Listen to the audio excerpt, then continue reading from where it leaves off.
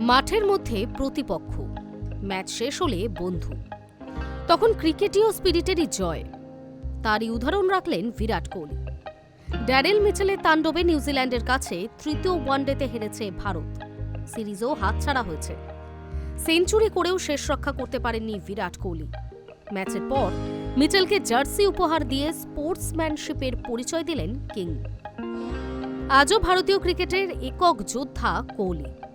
রবিবার ১০৮ বলে ১২৪ রানের ইনিংস খেলেন, কিন্তু কারও সঙ্গ পাননি। অন্যদিকে এই মুহূর্তে ক্যারিয়ারের সেরা ফর্মে আছেন মিচেল। ইন্দোরে তৃতীয় ওয়ানডেতে ১৩১ বলে ১৩৭ রান করে যান। গ্লেন ফিলিপস ৮৮ বলে ১০৬ রান করেন। দুই কিউই ব্যাটারের দাপটে এই প্রথমবার ভারতের মাটিতে ওয়ানডে সিরিজ জিতল নিউজিল্যান্ড। ম্যাচ ও সিরিজের সেরা হয়েছেন মিচেল।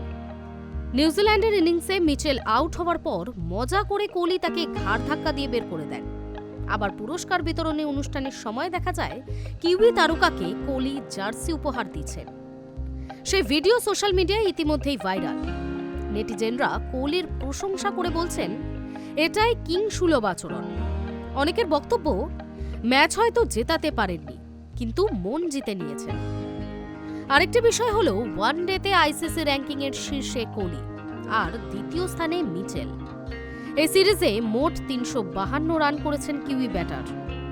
গড় ১৭৬, স্ট্রাইক রেট ১১০.৩৪।